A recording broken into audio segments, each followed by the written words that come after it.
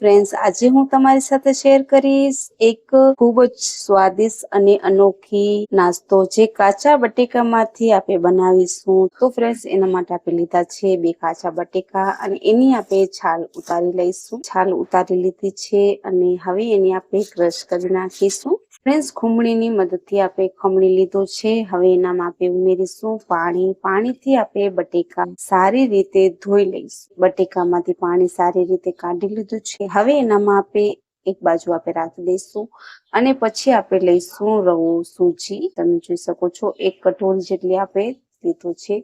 એનામાં આપણે પાણી ઉમેરીશું. જેટલી આપણી સૂજી પલાળી દઈએ એટલું જ પાણી ઉમેરવાનું છે. તો આવી રીતના તમે જોઈ શકો છો. હવે એને આપણે પલાળીને રાખી દઈશું 5-6 મિનિટ સુધી, જ્યાં સુધી આપણી સૂજી સારી રીતે ઓફસી જશે. તો ત્યાં સુધી આપણે બીજું એનું બેટર તૈયાર કરીએ. તો ચાલો, તો હવે એને આપણે કઢાઈ ગરમ કરવા રાખી દીધી છે.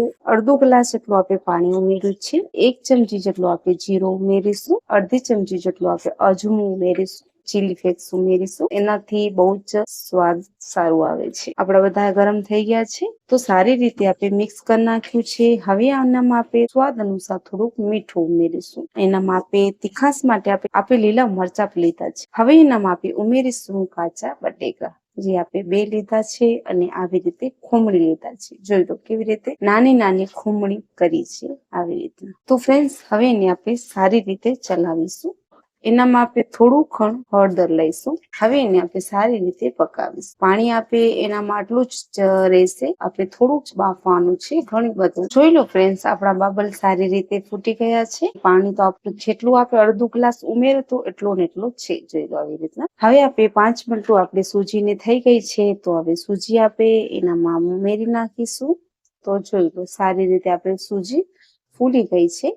આપણે ઝીણી સૂજી લીધી છે અને પછી આપણે મિક્સ કરીશું. સૂજી આપણી પાણી છે એ બધું ચૂસી લેશે અને સારી રીતે આપણી પાકી જશે. જોઈ લો આવી રીતના. હવે મિક્સ કર્યા બાદ જે આપણે સૂજી લેતી એ જ કટોરીમાં ઘઉંનો લોટ લઈશું. આવી રીતના મિક્સ કરી લઈશું આપણે. તો મિક્સ થઈ ગયું છે, તમે જોઈ શકો છો સારી રીતે. હવે એને આપણે ઠંડુ રાખવા દઈશું. ફ્રેન્ડ્સ, આપણે થાળીમાં કાઢી લીધું છે અને તમે જોઈ શકો છો બિલકુલ સારી રીતે ઠંડુ થઈ ગયું છે. હવે એને આપણે કટકા કરી લઈશું. જરીની મદદથી આપણે એના કટકા કરી લઈશું.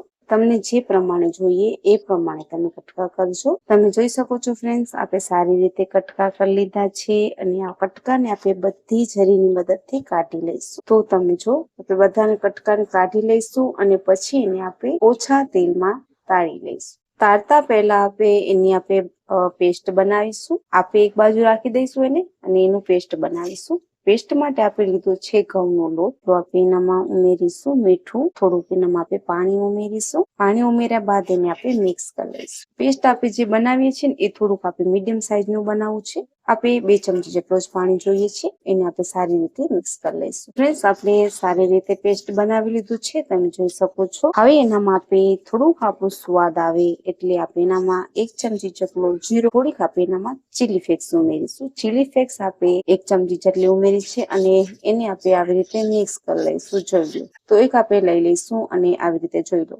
હવે એનામાં આપણે ઉમેરીશું આવી રીતે જોઈ લો. સરસ લાગે છે, સારી રીતે ડીપ થઈ ગયું છે. હવે એને આપણે તાળી લઈશું બધાને. તો તેલ આપણું ગરમ થઈ ગયું છે. હવે એનામાં આપણે ઉમેરી નાખીશું. જોઈ લો આવી રીતે આપણે બધા ઉમેરી નાખીશું. આ આપણે કાચા બટેકામાંથી આવી નવો નાસ્તો બનાવ્યો છે ને એટલું ટેસ્ટી બને છે ફ્રેન્ડ્સ. તો હવે એને આપણે પલટાવી નાખીશું તેલમાં.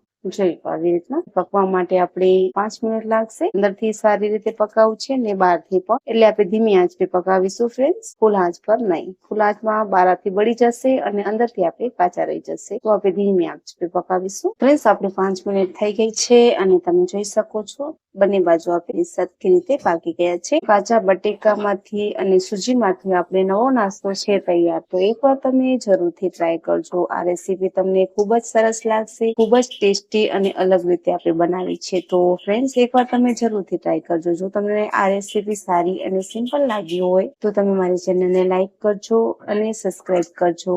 ધન્યવાદ.